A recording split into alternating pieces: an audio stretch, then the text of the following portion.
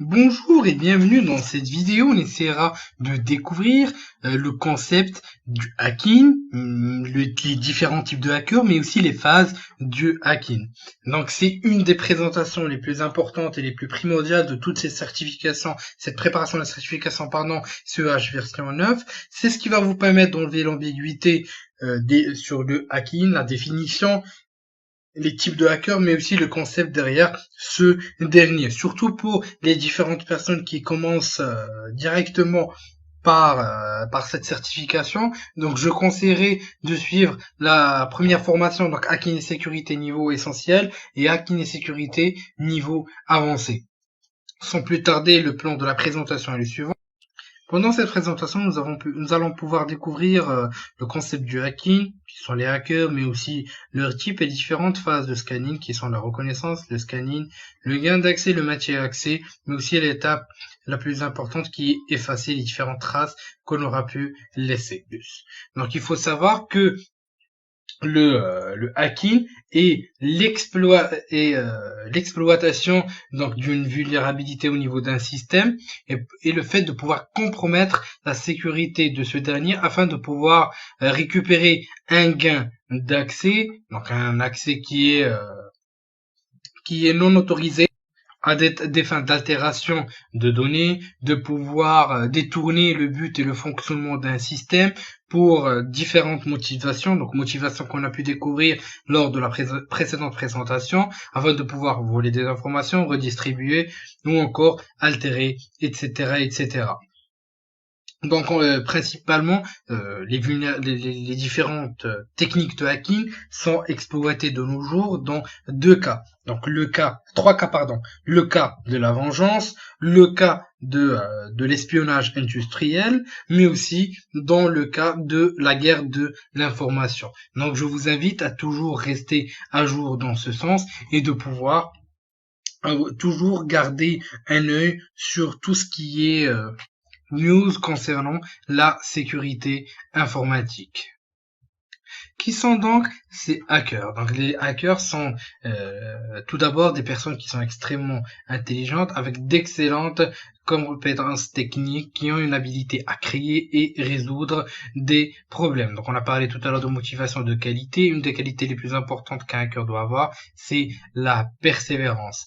Donc ce hacker qui va essayer donc d'utiliser ses compétences donc dans le sens du hacking, donc cela peut être un hobby, dans un but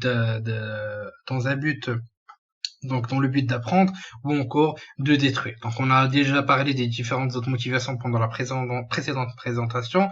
Donc motivations qui peuvent être de l'espionnage industriel, qui peuvent être une cyberguerre, qui peuvent être la motivation de l'argent, donc le vol de l'argent, etc., etc. Donc on a plusieurs centaines, milliers de motivations. Donc il suffit d'avoir une certaine vue globale sur les différentes motivations d'un hacker, comprendre que ces personnes ne sont pas des personnes qui sont stupides, c'est des personnes qui sont extrêmement intelligentes, extrêmement compétentes et qui sont très très persévérantes dans la résolution de problèmes, qui est une des qualités extrêmement importantes dans l'équation de l'attaque, donc pour pouvoir effectuer une attaque réussie.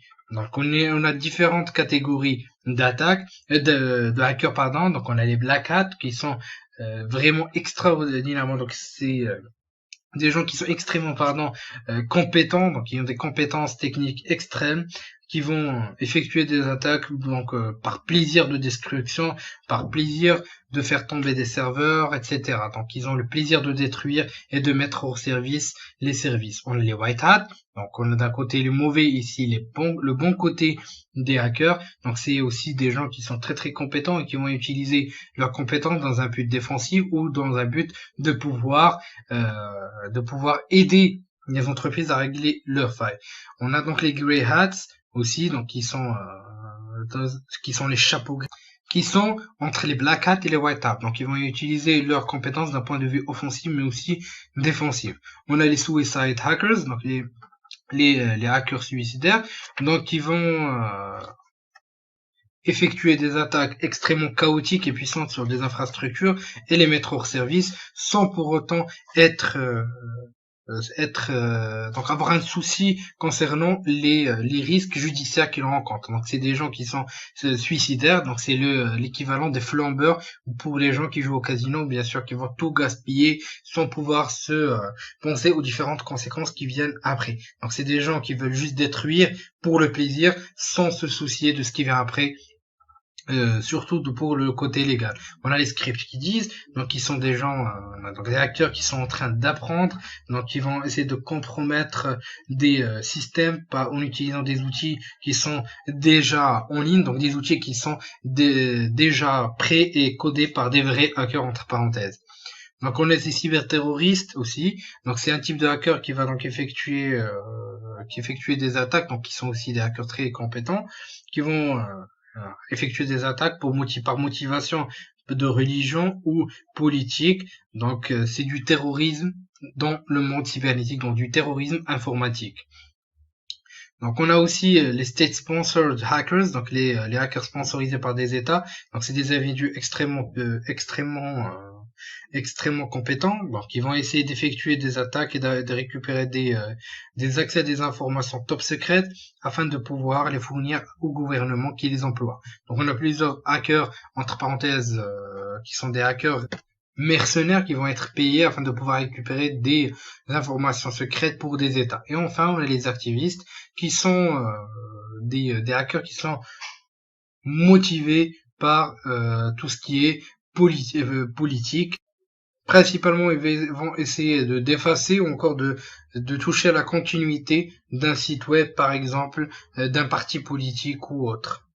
Afin de pouvoir mener à bien ce hacking, entre parenthèses, ces différentes techniques de hacking, donc il faut passer par une certaine méthodologie, donc des phases de hacking. La première phase est la plus importante et la phase de reconnaissance. Donc on va essayer de rechercher, de récupérer des informations sur un large champ d'action. Ce champ d'action qui sont les clients, les employés, le réseau, l'infrastructure, etc., ainsi que les systèmes utilisés. Donc il existe deux types de reconnaissance, la reconnaissance passive et active. Donc la reconnaissance passive consiste à pouvoir effectuer de la reconnaissance, l'acquisition d'informations sans rentrer directement, sans effectuer l'interaction directe avec la cible. Contrairement à la reconnaissance active, donc on va interagir avec la cible afin de pouvoir récupérer différentes informations, par exemple du social engineering via appel téléphonique. La deuxième phase est la phase de scanning.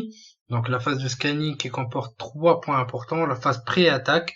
Donc cette phase consiste à ce que l'attaquant va scanner le réseau afin de pouvoir récupérer des informations basiques sur le fonctionnement du réseau.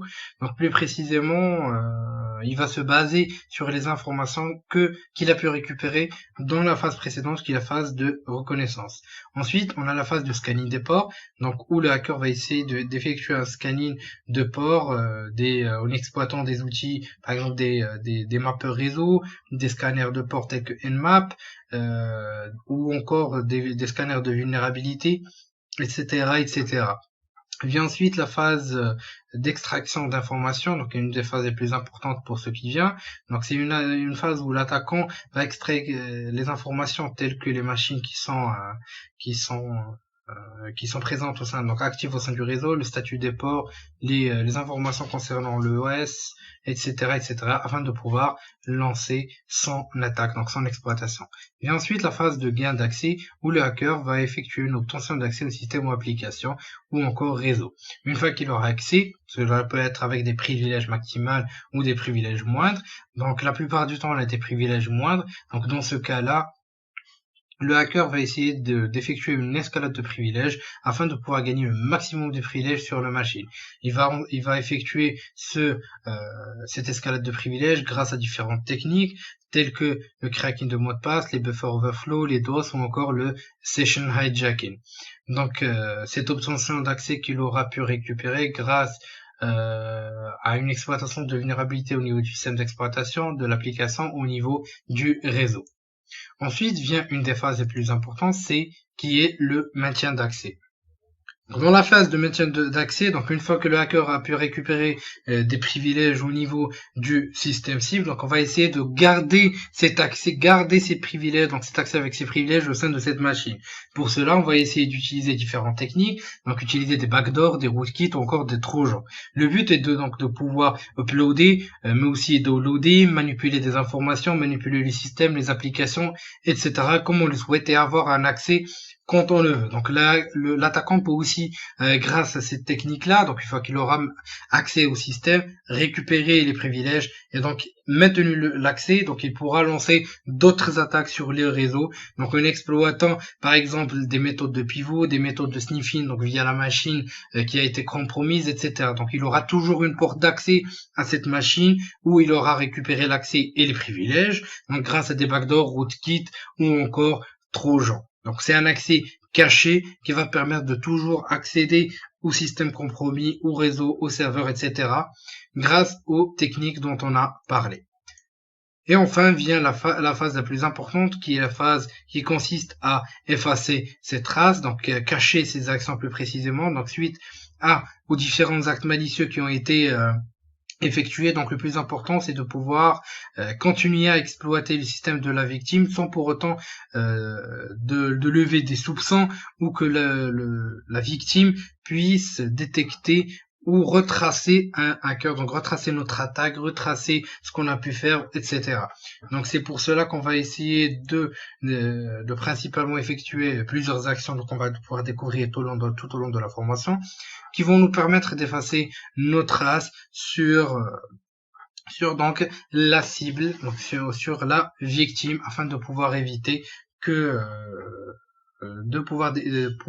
éviter que la victime puisse détecter ou identifier notre identité. Donc un hacker, entre parenthèses, un vrai hacker va toujours va toujours couvrir son derrière, donc c'est derrière, et il va essayer toujours de pouvoir cacher son identité, effacer toutes ses traces, les logs et tout ce qui va avec. Donc nous verrons les différentes techniques pour effacer ces traces par la suite.